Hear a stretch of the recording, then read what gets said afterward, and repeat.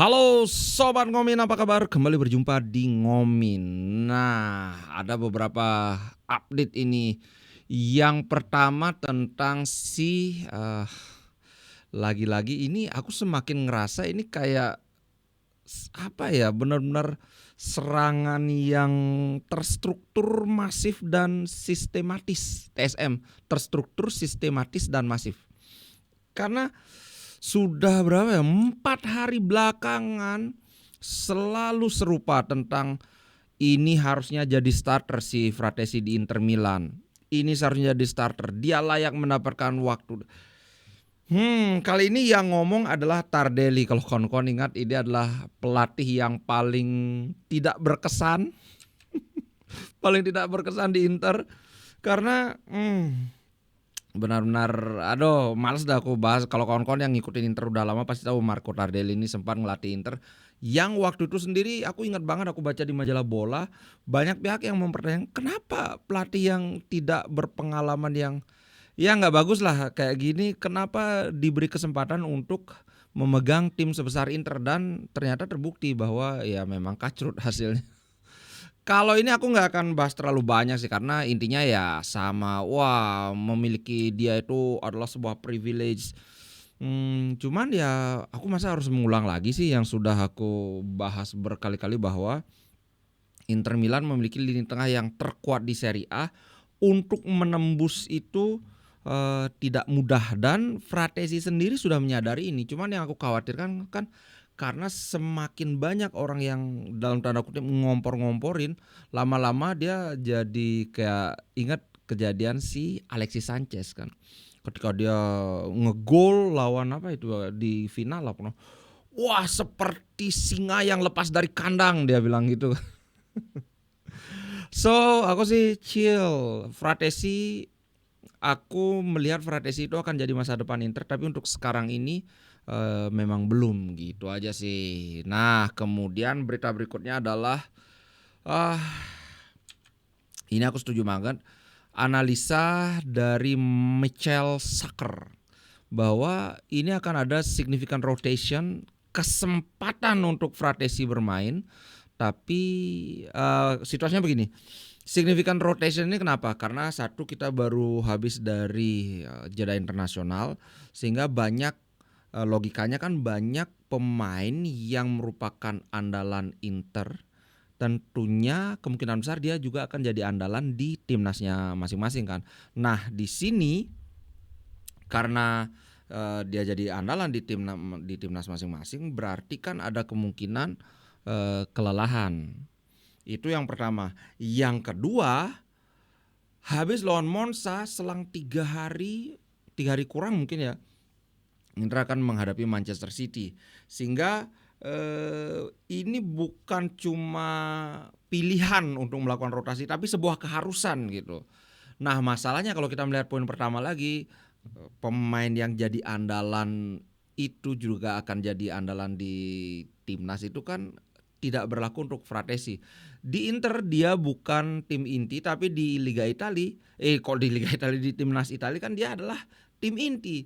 Dia bermain 2 kali ini jadi starter kan, lawan Prancis dan lawan Israel. Nah, kalau kita pakai logika bahwa habis main di timnas pasti capek, ya mestinya Fratesi capek kan. Masalahnya kan kita lihat Barella itu agak lebih di atas. Jadi apa yang akan dilakukan Inzaghi? Apakah dia akan menyimpan Barella, memainkan Fratesi, sedangkan Fratesi kelelahan, atau dia menyimpan Fratesi, memainkan Barella, padahal Barella mutlak diperlukan pada saat laga lawan Manchester City. Nah ini menarik aku lihat. Kalau yang lain-lain ya Di Marco mungkin akan disimpan karena nggak ada masalah dengan Augusto kan. Augusto kan nggak terlalu ini juga. Kayaknya dia nggak masuk di timnas Brasil ya yang terakhir ini. Itu kalau Bastoni kemarin main full juga di timnas, jadi ya 50-50. Lautaro nggak tahu. Kemudian ada lagi tentang Hakan Calhanoglu. Aku bukan 2 hari yang lalu aku baca berita, bukan kemarin dah kayaknya, kemarin pagi, bahwa Hakan Calhanoglu memilih untuk berkorban demi timnas. Apa itu maksudnya berkorban? Ya dia bermain dengan menahan rasa sakit. Aduh. Memang sih dia menang lawan apa ya, Turki ya? Lawan apa menang aku lupa. Tapi ya tentu saja kita sebagai fans Inter yang ketar-ketir, aku kan bukan pendukung Turki juga, tapi aku pendukung Inter. Nah bagaimana ini, eee, itu kita kan baru bertanding lawan Monza itu tanggal 16 kalau nggak salah ya, 16 dini hari. Mungkin 1 hari sebelumnya baru ada gambaran yang lebih pas siapa yang akan dirotasi, siapa yang akan langsung main dari awal. Itu kita tunggu saja. Yang jelas ini sepertinya akan ada heavy rotation karena bukan hanya lawan City saja tapi habis itu lawan Milan dan kalau dijumlahkan itu dalam 7 hari mainnya 3 kali. Bayangkan 7 hari main 3 kali. Huh. Alright, kita lanjut. Nah, ini ada lagi berita tentang rencana San Siro. Nah, ini agak menarik beritanya. Kawan-kawan pasti tahu ya, Milan mereka mau proyeknya itu di San Donato, sedangkan Inter Milan itu di Rossano. Nah, WeBuild kontraktor yang akan menggarap renovasinya San Siro atau Giuseppe Meazza sudah mempresentasikan ininya rencana mereka untuk merenovasi. Nah, ternyata kabar yang beredar itu adalah baik dari pihak Milan maupun dari Inter itu memutuskan untuk saat ini ya, karena ini sudah berkali-kali terjadi, bisa berubah. Jadi untuk saat ini mereka sepertinya tidak akan mengambil ini proyek San Siro ini. Nah, yang menarik adalah antara AC Milan dan Inter Milan kembali membangkitkan wacana untuk membangun stadion bersama. Nah, tapi masalah begini, yang sejauh yang aku tahu ya, yang di San Donato itu tanahnya itu sudah dibeli oleh AC Milan. Sedangkan Inter di Rossano itu baru hak untuk membeli saja yang ya sudah dimiliki oleh Inter Milan dan waktu ini sudah diperpanjang. Nah, dari Milan intinya ngomong gini nih, ya udah ini tanahnya udah jadi hak milik ini, tinggal dibangunin aja. Ayo udah join lagi tapi kita di Donato gitu dari Milan. Nah, dari Inter kabarnya kurang tertarik dengan Donato karena kalau kawan-kawan ingat gimana aku membahas Rossano ini sama Bro Senator, ini lokasinya tuh terlalu jauh dari pusat kota. Nah, kalau dia ke San Donato itu sama aja gitu loh. Jadi tidak ada nilai plusnya sama sekali. Nah, sekarang muncul wacana baru adalah AC Milan dan Inter Milan akan membangun stadion. Nah, kemudian kalau mereka bersama, tentunya kekuatan monetarnya, kekuatan finansialnya lebih besar kan. Mereka berencana untuk membangun stadion di lokasi yang dekat dengan Giuseppe Meazza sama saat ini. Nah, itu di mana belum tahu, baru begitu saja yang muncul ininya. Pokoknya kalimat itu next to the San Siro. Gitu Bro. Ya tentunya karena ini kan lebih di tengah kota dibandingkan Rossano dan Donato itu tentunya harga tanahnya kan lebih mahal. Nah cuman ya gitu karena sekarang berdua yang patungan kemungkinan bisa lebih realistis lah. Ibaratnya kalau kemarin duitnya cuma 1 juta sekarang berdua ya 2 juta duitnya kan apalagi Milan kan katanya lebih kaya bisa jadi 3 juta gitu. Duit mereka 2 kali lipatnya Inter mungkin. Alright. Nah, ini ada suatu artikel yang menarik by editorialnya Sempre Inter dari ini, judulnya dari serangan media hingga ke kandidat peraih Scudetto, penantang Scudetto. Kenapa Inter Milan deserve respect? Nah, ini sebenarnya bagus sekali isi artikelnya. Aku sebenarnya pingin, tapi kalau aku kayak benar-benar ulas artikel ini secara mendetail ini bisa setengah jam ngomongin dia sendiri. Jadi aku akan ambil intinya aja ya. Nah, yang pertama itu adalah kawan-kawan pasti aware ya bahwa bahkan sejak 2 musim lalu ya, serangan terhadap Inter itu terasa cukup masif. Tentu saja nggak di sini karena ini kan fanbase-nya Inter, tapi kalau atau di La Gazzetta atau apa itu yang cenderung membela Inter. Tapi kalau di ini yang lain, di media-media yang lain, itu mereka justru banyak memang cenderung menyerang Inter. Nah, kenapa di artikel ini diungkap bahwa ini nih, aku ambilkan quote-nya ya.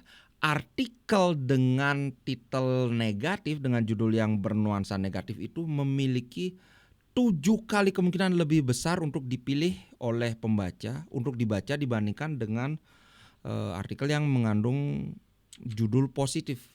Contohnya kayak kalau ada Inter terancam dalam keterpurukan dibandingkan dengan Inter menunjukkan tanda-tanda kebangkitan. Nah, yang pertama itu cenderung lebih menarik untuk dicari oleh pembaca, terutama oleh fans Inter, yang bukan fans Inter, bahkan fans Inter pun juga, waduh kenapa nih gawat nih kayak gitu. Ya mirip, makanya kawan-kawan pasti tahu ada istilah bad news is good news. Bad news itu bagi pembaca, good news bagi orang yang bikin berita, bagi perusahaan koran. Misalnya kalau kayak seorang anak meraih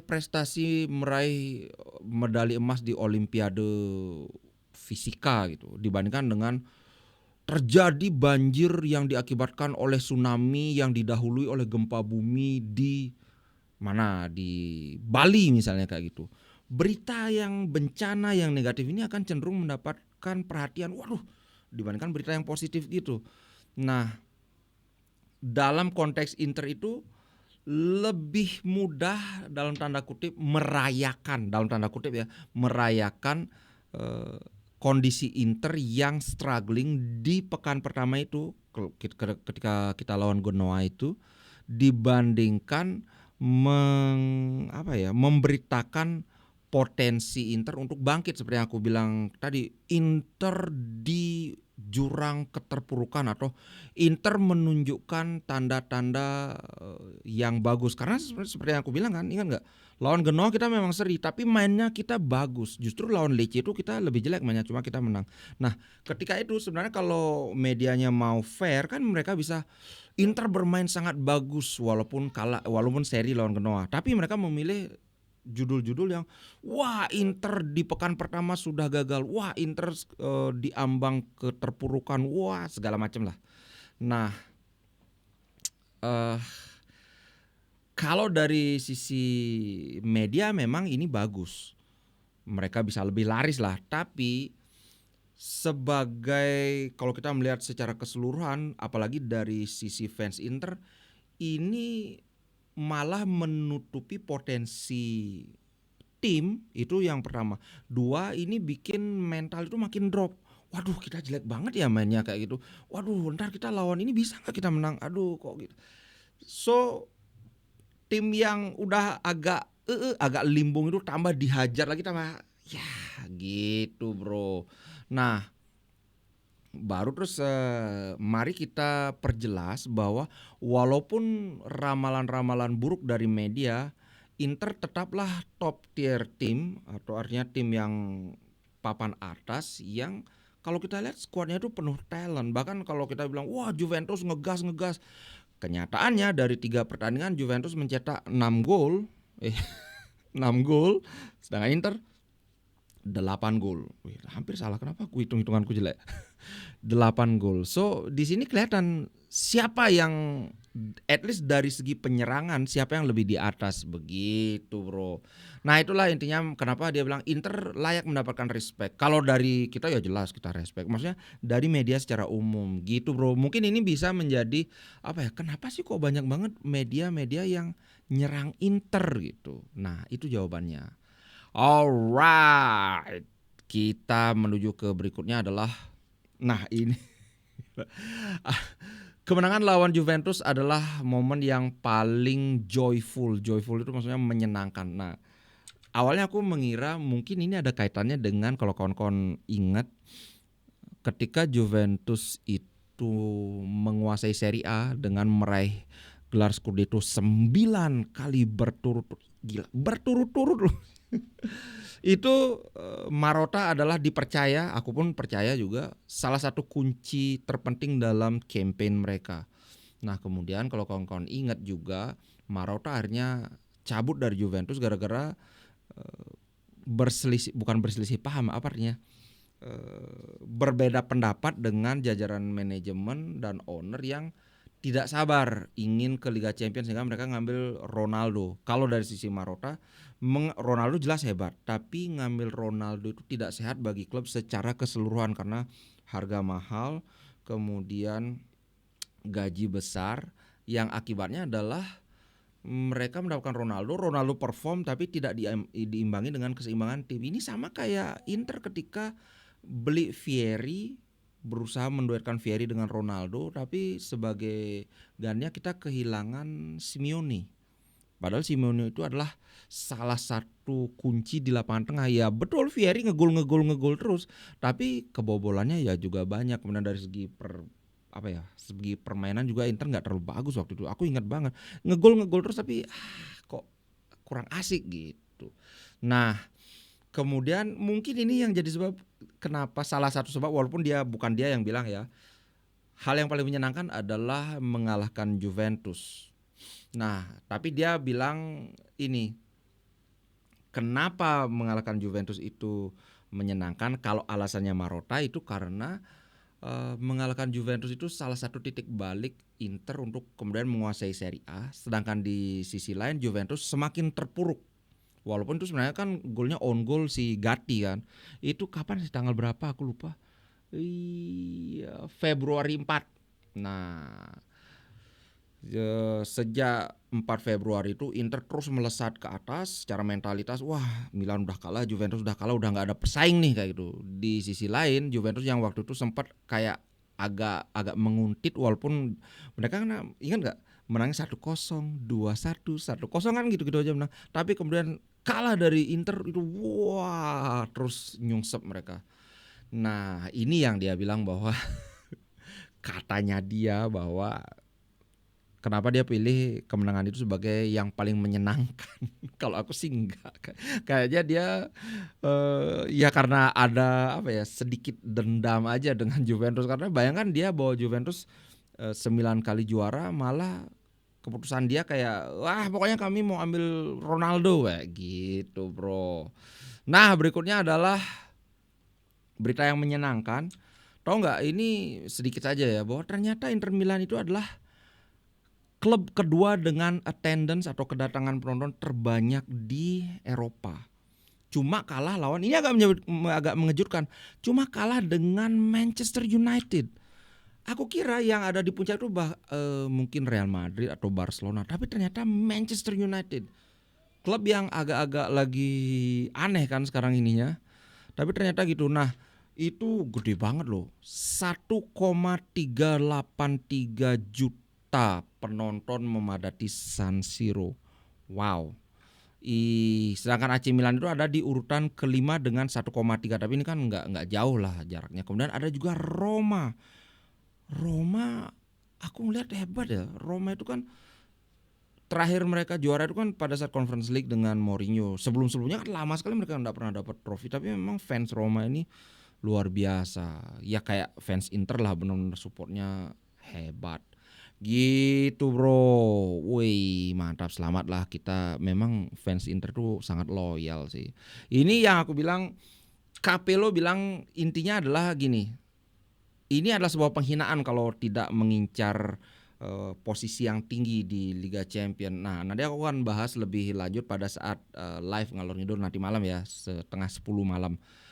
Intinya adalah ya dengan skuad Inter yang dimiliki sekarang ini, tidak ada pemain bintang yang dijual, lini tengah terbaik di Serie A, lini depan mungkin arguably artinya bisa diperdebatkan, tapi mungkin menurutku juga termasuk terbaik di Serie A.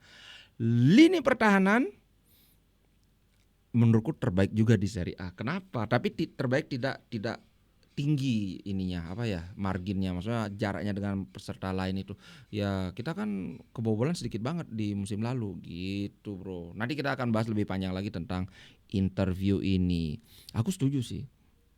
Inter sudah memutuskan bahwa Inter bisa bersaing dengan tim manapun, walaupun di musim lalu kita kalah lawan siapa namanya? Atletico Madrid, itu pun kan kita kalahnya penalti, dan lebih karena ada error aja, ada kesalahan sedikit aja di penghujung pertandingan, sehingga ya udahlah kita lewati saja. Oh ya, dan juga ada kesalahan di leg pertama di mana kita harusnya bisa menang dengan margin yang lebih dari 1-0. Itu harusnya berapa itu? 3-0. Kan Arnold Taufik banyak banget buang peluang waktu itu kan. Benar kan ya? Aku udah agak lupa. Itu, Bro. Nah, hal yang sama juga diamini oleh Boban. Boban ini adalah legenda Milan. Zvonimir Boban. Dia bahkan memprediksi Napoli ini sempurna untuk sistemnya Inzaghi. Tapi untuk Liga Champions dia bilang ya seperti biasa untuk favoritnya aku akan memilih Real Madrid dan Manchester City. Tapi kemudian dia bahas Inter. Inter telah menunjukkan bahwa mereka Inter telah menunjukkan bahwa mereka bisa berkompetisi dengan siapapun. Ini yang aku bilang barusan, bisa bersaing dengan siapapun. Kita bisa bertanding dengan seimbang melawan City ya. Nah, kemudian tentu saja selain Inter Milan jelas ada Milan, Juventus, Atalanta dan Bolonya. Tapi kalau untuk bersaing benar-benar mencari puncak, Milan kayaknya enggak. Kemudian Bolonya dan Atalanta susah. Apalagi mereka habis dipretelin kan, habis masuk Liga Champions, banyak yang keluar. Banyak yang dijual, bukan pemainnya yang pingin keluar kan. Kemudian Juventus. Nah, kalau Juventus baru 3 pertandingan sih, susah menilai. Yang jelas dari 2 pertandingan pertama mereka terlihat sangat solid. Balance antara menyerang dan kayak nggak ada kelemahannya gitu sih. Tapi kemudian saat lawan Roma mereka terjungkal kan 0-0.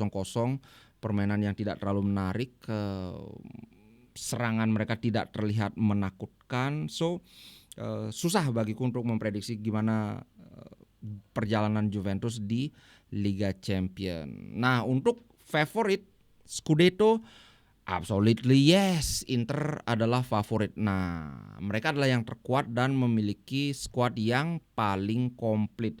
Kalau kita lihat dari skuad inti saja, jelas Inter yang paling komplit. Perpaduan antara pemain-pemain yang sedang ada prime-nya dengan veteran yang walaupun sudah usianya agak senja, tapi permainannya itu masih sangat solid dengan ada sedikit pemain-pemain muda terutama di skuad cadangan. Nah, kalau dari skuad cadangan aku ngelihat Inter juga kayaknya yang paling bagus di Serie A. Skuad cadangannya aja ya. Kemudian tentang Fratesi dan Zielinski, ini aku setuju banget. Dia memperkirakan bahwa Zielinski akan mendapatkan waktu bermain yang lebih banyak dibandingkan Fratesi. Bahkan bisa menggusur Henrik Mkhitaryan. Ini alasannya. Fratesi itu bukan pemain box to box yang sejati, bukan beneran box to box. Sehingga saya pikir dia akan lebih sedikit mendapat tempat dibandingkan Zielinski yang sempurna untuk permainan Inzaghi. Aku setuju ini. Kemudian Mkhitaryan, dia mainnya bagus, tapi dia aslinya adalah second striker yang beradaptasi untuk menjalani peran gelandang. Nah, aku setuju sih. Memang mantan pemain ini ya lebih ngerti sih. Kecuali kalau Casano itu suka ngawur. Kemudian Lautaro adalah pemain top yang sangat kuat. Tidak banyak yang ada yang seperti dia, tapi dia harus membuktikan kualitas dia di level tertinggi, di level internasional, maksudnya bersama timnas. Dengan kata lain, dia harus menentukan di pertandingan penting dan tidak tergantikan di Argentina. Nah, barulah dia bisa dianggap sebagai pemain hebat yang sebenarnya. Nah, ya ada benernya tapi ada enggak benernya, karena kemarin kan walaupun dia cuma jadi cadangan, terbukti dia golnya jadi penentu juara buat Argentina, jadi top scorer. Cuman di bagian indispensable memang belum, karena Lautaro posisi dia di timnas Argentina tidak tergantikan, karena ya Argentina walaupun Lautaro nggak main ya mereka baik-baik aja gitu intinya, bro. Ini terlepas dari fakta bahwa dia adalah top scorernya. Oke, lumayan panjang ya. Itu dulu untuk konten kali ini. Terima kasih buat kawan-kawan ada yang nyawer. Ingat kalau kawan-kawan yang ada yang nyawer bisa menanyakan sesuatu, tentunya aku akan bahas di konten berikutnya dan apresiasi dengan mentioning the sawerer. Ngaco. Oke, terima kasih buat kawan-kawan yang jadi member juga. Terima kasih banyak. Yang sudah support, kalau ada yang belum subscribe, subscribe lah. Oke, itu dulu. Ciao guys, sampai jumpa.